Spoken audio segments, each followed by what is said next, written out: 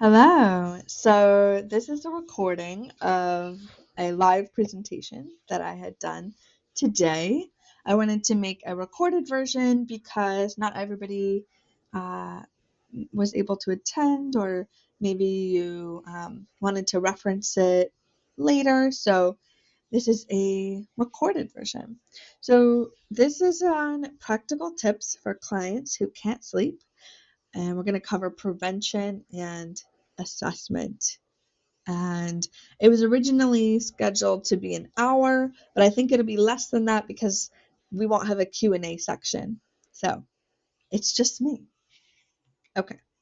So if you don't know me already, my name is Kasryn. Some of you know me as Rin, which is my nickname. It's just the second half of my first name. And I'm really passionate about helping people get quality, deep rest. So when I started CBT-I, I was a client. I was lucky enough to have a therapist who knew about sleep disorders. And about a decade ago, I was struggling with sleep. And she helped me, and it completely changed my life for the better. And I've been sleeping well and deeply consistently. Um, so I have over 100 hours of training and supervised experience in behavioral sleep medicine, which is just the umbrella term for treatment of sleep disorders with a behavioral focus. And so this presentation is geared towards clinicians, um, therapists, psychologists, licensed marriage and family therapists, professional counselors, social workers, and similar license types. So if that's you, you're in the right place. Hi, I'm Kasryn, and we'll dive into it. So in this presentation, we're going to cover an overview of sleeplessness and insomnia, but we're not going to cover full insomnia treatment. And that's because an hour is not enough time to fully go over the treatment for insomnia. We're going to talk about the prevention of sleeplessness, not sleeping too much, or any other sleep disorder. So while there are many available treatments for other sleep disorders, we're not going to be covering them today. Just sleeplessness and insomnia. And we're going to go over some brief assessment strategies. But we're not going to be going over problems related to insufficient sleep opportunity. So, for example, bedtime procrastination, if you're familiar with that. If you're not, bedtime procrastination is essentially someone who's tired and could sleep if they got into bed on time, but they are having trouble switching tasks to go to bed, or maybe they don't have enough enjoyment during the day. So they don't want to go to sleep because then you have to wake up and go to work. So they spend time at night kind of reclaiming their time, their leisure time. And then shift work. So someone who's working night shift and then day shift, and it's switching and things like that. We're not going to be covering problems related to insufficient sleep, but these can be addressed in treatment. It's just not within the scope of this presentation today. So we'll dive right in with assessment. A question I get most commonly is, when is difficulty falling asleep normal, and when is it insomnia? So in our everyday language, people will say, oh, I have been traveling across time zones, I can't sleep, and I have a really busy schedule, I don't have enough time to sleep, I have insomnia. So in our everyday language, insomnia means just about everything related to sleeplessness. But we're going to go over what is insomnia in the DSM, the Diagnostic and Statistical Manual that we use to diagnose mental health disorders. So I'm going to go over the criteria. You can take a look in the DSM as well, but I want to hit a couple points here. So it's a complaint of dissatisfaction with sleep quantity or quality. So there's no requirement that somebody isn't getting enough sleep. It could just be the quality of sleep, a dissatisfaction with the quality. And it's associated with one or more of the following symptoms. So difficulty maintaining sleep, difficulty initiating sleep, difficulty maintaining sleep, or early morning awakenings where you can't fall back asleep. So basically, if you think about the sleep window, I'm going to throw out an example, 11 p.m. to 7 a.m. Initiating sleep would be having trouble falling asleep. They're getting in bed, trying to go to sleep, 11, 11:30, midnight, 1, they can't fall asleep. Difficulty maintaining sleep would be they can fall asleep at 11, but then they wake up in the night and they're up for hours and can't go back to sleep for a while, but they do eventually go back to sleep. And then early morning awakenings are at the end of the spectrum. So they fall asleep okay, they stay asleep, but then they're waking up way too early. They're waking up at 3 instead of 7, and they can't get back to sleep. So you only need one. A few unlucky people have all three, but you don't need to have all three. You just need one. And like almost all the diagnoses, if not all of them, it's required that it causes clinically significant distress or impairment. So if somebody isn't bothered by this, then it's not a problem.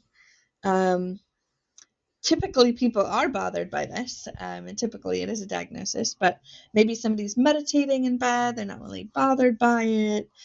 They're sort of thinking about things. There's no distress. It's not impacting their social life. That is a possibility.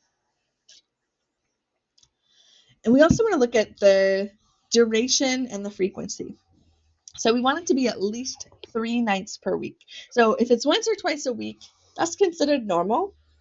That's not to say that the treatments for insomnia wouldn't help. They may be helpful if someone is subclinical, meaning they don't quite meet the criteria for insomnia, but they're still having issues. Similar to depression. Someone could not fully be meeting the criteria for depression, but they may benefit from therapy and feel better than they are now. It's like that with insomnia. So this is a criteria for insomnia, but they may benefit from treatment if they're not satisfied with how they're sleeping. We want it to be present for at least 3 months, but same here. You don't want to ask someone who's been struggling to sleep for a month and a half to wait another 6 weeks before they can get any kind of treatment. You can get help sooner, but to be insomnia, it needs to be at least 3 months, and it occurs despite adequate opportunity for sleep. So the person has plenty of time to sleep. They're not jet setting across the world with a super demanding schedule that restricts their ability to, or their time to sleep. They have enough time, they have the space, they just can't seem to fall asleep. So those are some important points to highlight. And in addition to that, excuse me, it's not the total sleep time we're looking at. So a lot of people think right away 8 hours. And that's just an average, and it's not even the true recommendation that they make. It's more like 7 to 9, and that depends on your age because it changes as we get older. We tend to sleep less. So it's not about the total sleep time. Insomnia in the DSM isn't saying you're not getting 8 hours. It doesn't have anything to do with that. 8 hours is like 10,000 steps, 8 glasses of water, 2,000 calories a day. It's just a sort of benchmark or a general rule. But some people sleep really well and function beautifully on 6 hours. And that's not a problem if they're satisfied with their sleep. They're getting 6 hours, great.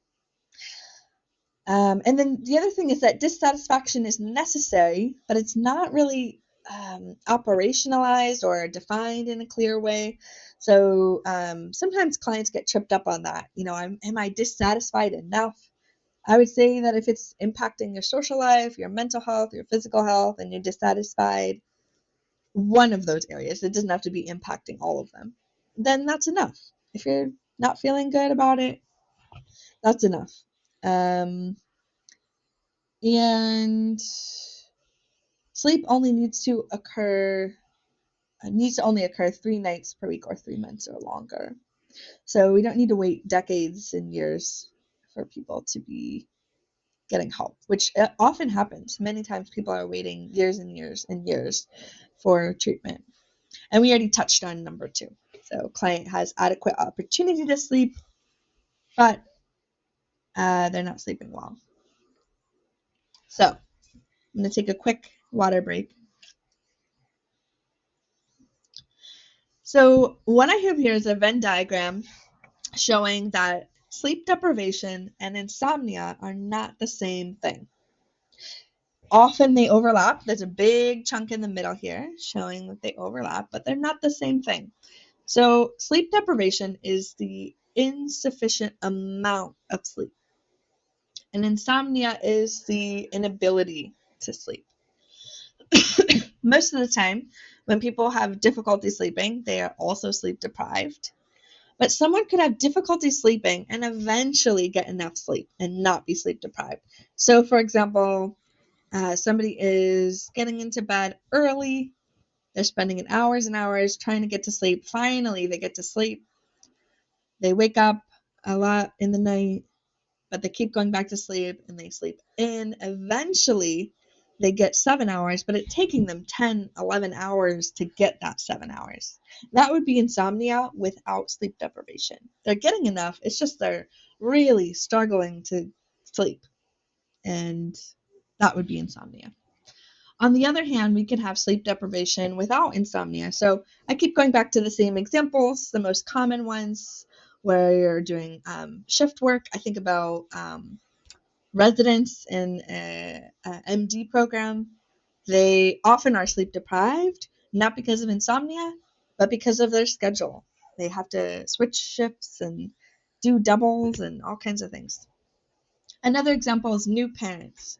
So someone could have a fussy infant or need to wake up a lot for night feedings, but still have to work during the day. That's going to lead to sleep deprivation. But it may not be insomnia. If they went to a hotel and they could get a great night's sleep there, then that's sleep deprivation without insomnia. But most of the time, people have both. So when we're thinking about assessing, you want to be keeping an eye out for these little slivers on the end. Okay. Excuse me. A common question I get is, well, what if the client seems to have sleep problems from an identifiable cause? Like the example I gave earlier, parenting an infant, or my husband is snoring all night long and that's why I'm not sleeping. That could be the case. It could be that that is the pure issue and the reason why they're not sleeping. But it could also be that they have that issue and insomnia. So an assessment tip is ask the client if the sleep issue is still there when they have relief. For example, if the partner does night feedings, are they able to sleep through the night? Once the child starts sleeping well, is the parent able to sleep? Your client. If the snoring husband goes on a business trip, is your client able to sleep? Then if yes, then it's just that issue. If no, then it may be both insomnia and sleep deprivation. So I have a case example here. Excuse me. I did the presentation earlier. I'm doing it again, so my poor little voice. But I have a case example here. You can pause the video and read that. I'll give you some time to read that over. So you can pause if you need more time, but essentially what's happening here is this person has shoulder pain, and that's what initially triggered the insomnia, but that's not the same thing as what's keeping it going. So there's some other factors at play that keep this person awake in the night despite the pain, or in addition to the pain. So CBT-I is cognitive behavioral therapy for insomnia. I'll talk about that on the next slide. But basically, that is a specific strategy targeted to address the insomnia. We'll go into more detail about how that works in a minute. But essentially, the important thing here is that Sue is getting relief and support. Her insomnia is being addressed on its own, in its own right, in addition to the pain. And that is such a gift to give clients, because if you're not sleeping well and you have pain, it tends to increase the sensitivity to the pain, and sleeping well helps improve the overall health picture. So really, my biggest tip is to really notice when people aren't sleeping well and not write it off as, oh, it's just the pain or this annoying bed partner or something else, that there may be an underlying insomnia that can be addressed in its own right. All right, so one quick powerful tool is the Insomnia Severity Index. If you're familiar with the PHQ-9 or the GAD or GAD-7 for depression and anxiety, the Insomnia Severity Index is like that for sleep. It's a one-pager, can be self-administered.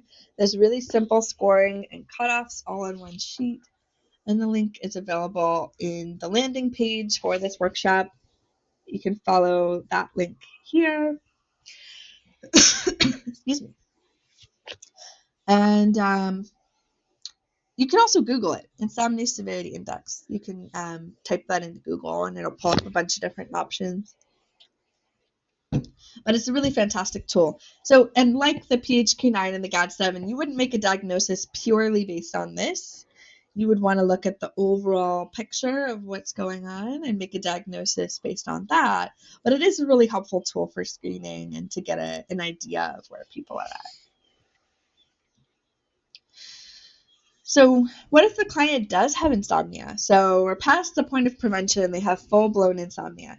We're not going to go over how to treat insomnia in this presentation, but I do want to talk about what the treatment is. So the gold standard approach, first-line treatment by the American College of Physicians, is cognitive behavioral therapy for insomnia. It's very effective. And I've seen that in my clinical work. It's why I love doing it, because it leads to measurable, relatively quick changes in 6 to 8 sessions. So essentially what it is, it's a collection of strategies that helps the body break the habit of sleepless nights and form a new healthy habit. A new kid on the block as far as treatment is acceptance and commitment therapy for insomnia. And they can work together in harmony. They can complement each other. It doesn't have to be either or. And essentially, we'll get into a little bit later in the presentation what is included in CBT-I, but essentially we're covering classical conditioning, so Pavlovian, if you remember from Psych 101 or grad school, the classical conditioning response. We're covering that. We're assessing for circadian rhythm disorders. We're assessing for all number of other sleep disorders. And we're looking at the relationship with sleep. We're looking at a whole bunch of strategies. These are just a few I'm naming here, but you could think about it like a suitcase full of strategies that work together to target insomnia directly. So we talked about assessment. We're going to shift to prevention. So when clients come to you with difficulty sleeping, do you recommend sleep hygiene? Most people do. Most people recommend looking at most clinicians look at the bedtime wind down routine, talk about relaxation exercises, assess stress levels, reduce screen time, assess caffeine use and substance use, and take a practical approach, like looking at what might be interrupting sleep. So nighttime noises, drinking too much liquid. If you do these kind of things, that is excellent. In the very early stages, these are realistic and helpful prevention strategies. But when a client has worked hard to improve sleep hygiene, but nothing seems to work, do you feel at a loss? I hear that a lot. We've addressed sleep hygiene. What now? It's not working. And a big misconception is that CBT-I is just sleep hygiene, and we do so much more than that. And we'll talk about that a little bit later too. But what triggers insomnia or what triggers sleeplessness in the first place is different from what keeps it going. It's a different process. So for example, someone might have insomnia, to the example earlier, of triggered by chronic pain. The pain was what triggered it in the first place. But over time, by being awake in bed and stressed and worried, we create an association between the bed and stress. And the bed just becomes a stimulus that we just look at it and feel stressed. So that happens a lot with clients. Imagine that you're lying awake after a flawless wind down routine in a perfectly dark, quiet environment with no evening screen time. You've even done a relaxation exercise and you still can't sleep. What do you do? Oh, this is the conundrum that many clients face. So while sleep hygiene is a great early prevention strategy, at a certain point, adding more sleep hygiene makes things worse. So it's a bit of a paradox. So it's helpful, it's necessary, but it's not sufficient, and it can make it worse when we really keep circling back to it. Usually, when clients haven't met with me yet, they come to me and say, okay, so I was even harder. I was trying tart cherry juice, sleep hygiene, or sleep hypnosis, gummies and supplements. They really tell me I tried everything. I bought this extremely expensive mattress that tracks how poorly I'm sleeping, and this ring that tells me how bad my sleep is, and I cut screen time, and they keep trying it harder and harder until the whole routine becomes unsustainable. It doesn't work anyway, and they end up feeling hopeless. So what's at play here? So I alluded to what CBT-I addresses, and what's happening here is what CBT-I addresses. So what's at play is conditioned arousal. So that Pavlovian conditioning, if you remember, when the dogs heard the bell, they salivated. The dogs weren't thinking, there's a bell. I'm going to make my mouth water because there's food coming. It just happened automatically, just like our bodies are digesting right now. If we were to see our most favorite delicious meal presented to us, we might start salivating. It's not something we're controlling. But what happens is in sleep is there's that association between the bed and stress. We're not controlling it. We're not. Sometimes if there is that conditioned arousal, someone could be perfectly calm after doing a relaxation exercise, get into bed and ramp up. The stress is there. So that's one factor that CBT-I addresses a lot. Is it focuses on breaking that association and forming a new association between the bed and rest and sleep. So a prevention tip here is to avoid excessive awake time in bed. So we'll talk more about that in a minute, but basically you don't want to spend a lot of awake time in bed and try harder and harder and harder. So sleep effort is another factor that's at play here. So sleep is a non-doing. It's a letting go, a falling asleep. It's very passive, it's automatic. We don't cause it. But in our culture, in our society, and especially with work-life balance, we achieve a lot by doing things actively. And there's this misconception that we can do that with sleep. I can force myself to go to sleep. Or I can do something that will make me go to sleep. But trying to do something to cause sleep it's paradoxical to sleep. It's the opposite of what we want to be, the kind of mindset we want to have with sleep. It can also create performance anxiety. So, if I don't do this relaxation exercise just right, I need to do the right dosage of this supplement, things like that.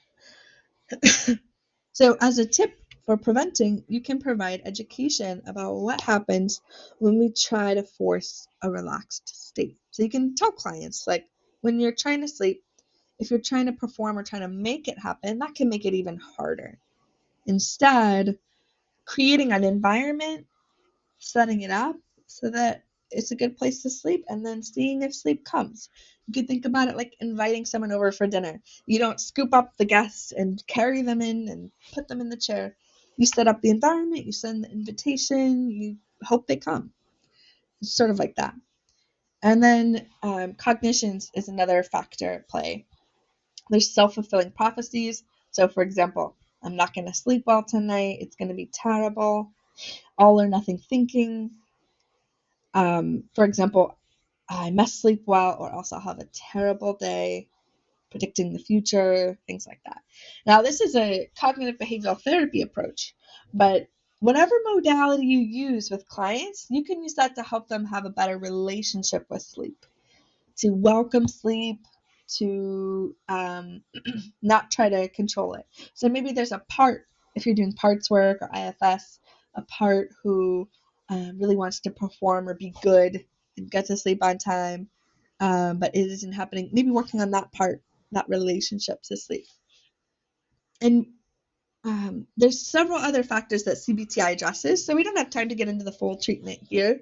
But on the landing page for this workshop, there are tools and resources for how to get more training if you are interested in that. We don't have enough providers, and we need more. So if you want to join, that'd be fantastic.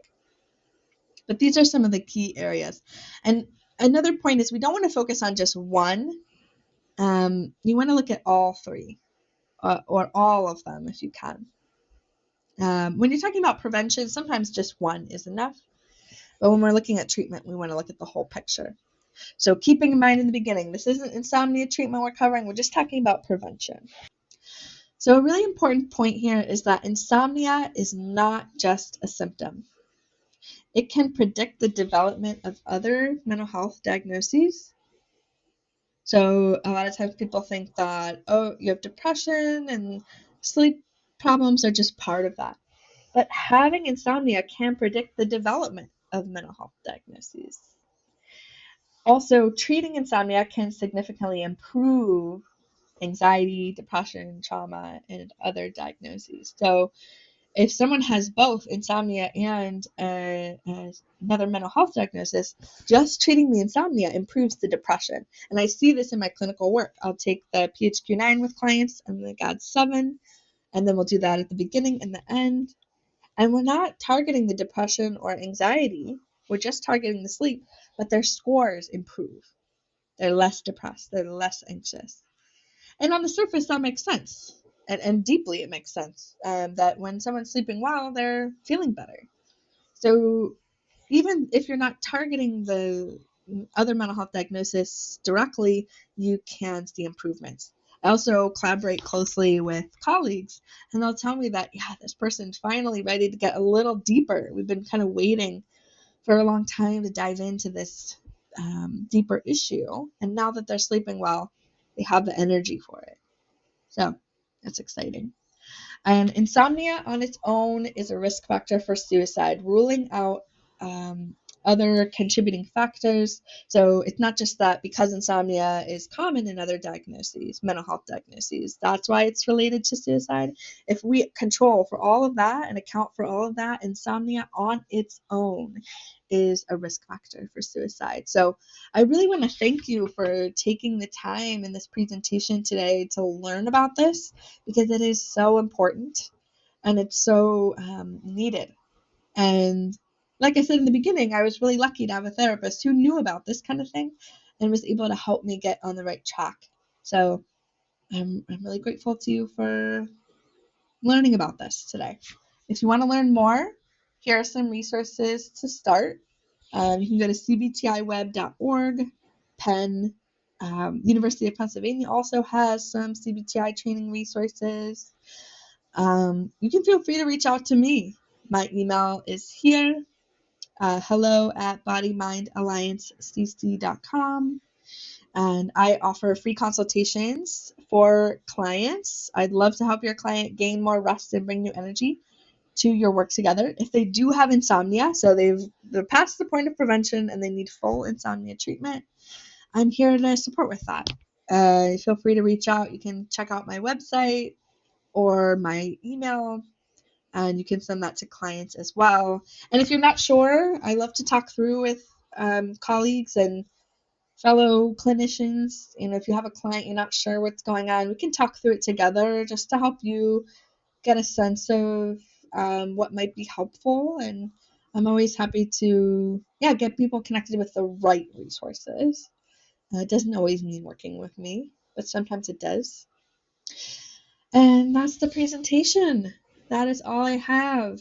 So I did have some Q&A from the original form I sent out to prepare for that. So I went ahead on references. You can screenshot that if you need them, the references from the claims I made. I like to back it up with research.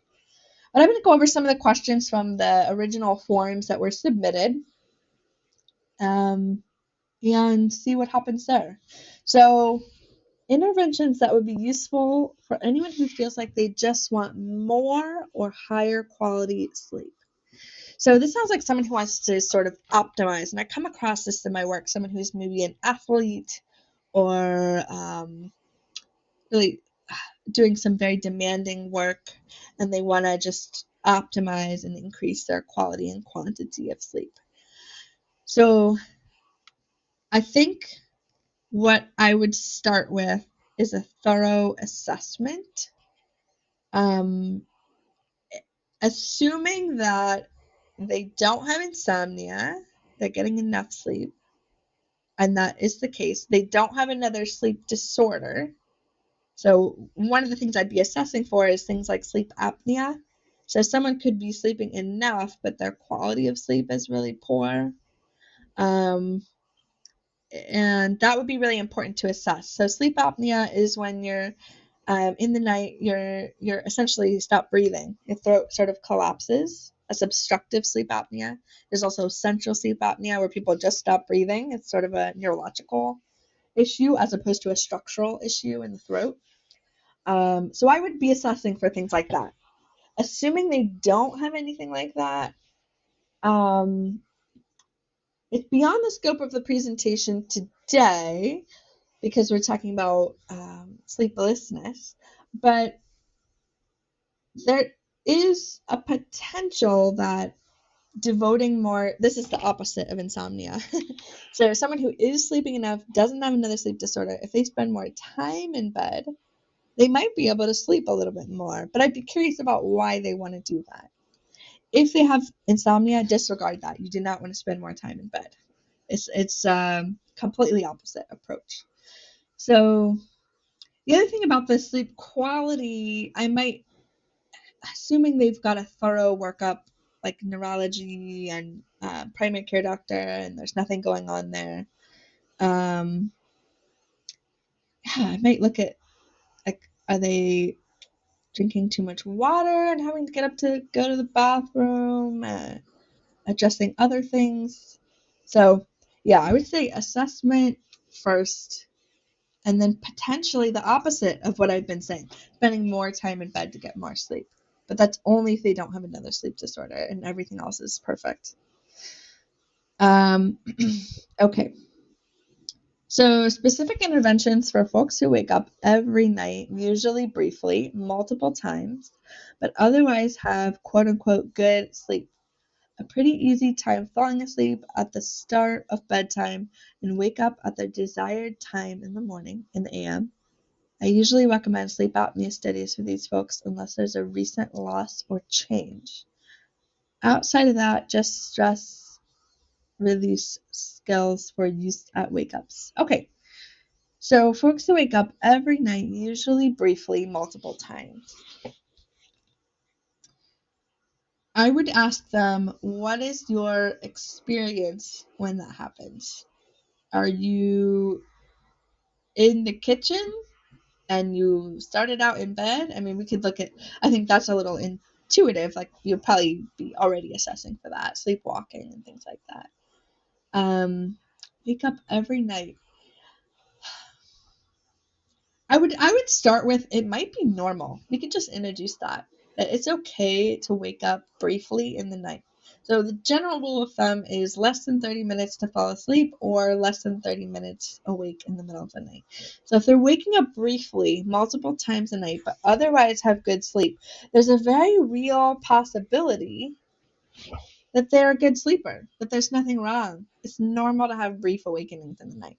Now, if they're telling me I wake up briefly and I'm in a cold sweat and I'm panicked, then we could look at, is there sleep apnea? Is there nightmare? Is it hormone changes? Is it hot flashes? I would say definitely a thorough assessment, and then I think your strategies recommending sleep apnea studies and stress release skills at wake ups is a good strategy. So just some things to think about. And my answers might be a little repetitive because I'm really going to recommend for everything a really thorough, good assessment. Just because we don't want to miss things. Just like we could miss insomnia and people struggle for decades. We could also miss things like sleep apnea. We could miss things like nightmare disorder. Some clients don't even bring it up because they don't think there's anything you can do about it. But there are treatments, effective treatments for nightmares. So, thorough assessment and go from there. But those are some things, some ideas that come to mind. For my clients, it's often anxiety that ramps up at night, which causes poor sleep. We'd love to hear about the connections between sleep and anxiety disorders. Okay. So insomnia treatment, yeah, I kind of made a note for myself here. Insomnia treatment reduces the anxiety. So when it ramps up at bedtime, it could be that conditioned arousal, that association between the bed or even bedtime and stress. So, the stress is increasing. It's become associated with this time of day. It's not even sort of a conscious process. It's just happening. So insomnia treatment addresses that. And there's a huge connection between anxiety and sleep disorders. And they feed on each other in a cycle. So not sleeping well increases anxiety. It's a stressful state for the body to be in a state of sleep deprivation. So that increases the stress in the body, which increases anxiety. Anxiety makes it harder to sleep. And then rinse and repeat. We end up with this cycle. So a way to break that cycle is sort of taking, and part of what CBT-I does is an exposure-based approach. So by getting out of the bed, when you recommend this to clients, or if you recommend this to clients, to not get into bed so early and sleep in so late, that if they have any kind of control relationship with sleep, or if they have that association between the bed and stress, that is going to be very alarming a suggestion because you're essentially doing an exposure-based therapy. So thinking about phobias, if someone's afraid of getting on a plane, the treatment for that is to thinking about getting on a plane, watch videos of people getting on the plane, create a fear hierarchy, and move up that towards getting on the plane. If somebody's really anxious about not sleeping, we're going to do something kind of similar. We're going to sort of expose them to that idea of maybe you won't sleep tonight and time to get comfortable with that. Okay. And again, assessing because there may be something else going on there. But when to suggest medical interventions or assessment, how to motivate clients who ask for help but resist trying any interventions. Okay, so medical interventions or assessment. I think assessment, you can use some of the tools that we talked about in the first part of the presentation, and that can help guide your response. So the Insomnia Severity Index, if you get a score that is showing severe insomnia and they're meeting criteria based on the DSM, that would be a good sign to get an assessment. So it doesn't have to be, there are therapists, behavioral focused practitioners who do treatments for insomnia that don't require a medical intervention. So you could refer them to someone, either myself or someone on the directory list in the landing page for this, who can do an assessment and intervention. So I would say use the tools from the earlier part of the presentation to to determine that. And then the second part of the question, how to motivate client to ask for help but resist trying any interventions. I think that would depend on what are the interventions and what are they asking for. So I think this is a fantastic question and it comes up a lot. What one possibility that could be happening is they're stuck in that cycle of hopelessness. I'm going to go back to that. So they might say, I already tried that. I already did that and it didn't work. They tried it until it got unsustainable and they were completely burnt out from it. It could be that they're stuck there and they may not benefit from any sort of sleep hygiene at that point. Or it could be that they don't want they don't want to increase their sleep opportunity window. So maybe they are having trouble with bedtime procrastination. And that would be a whole different set of recommendations. So I think it really depends on what the interventions are. So feel free to reach out. You've got my email, hello@bodymindalliancecc.com. Feel free to reach out and we can kind of talk through that, not in like a referral way, just to understand more about the question. So, but thank you for asking that. Okay, I think that's it. So thank you so much for watching this recorded version of the presentation. And I'm going to sign off here. Bye.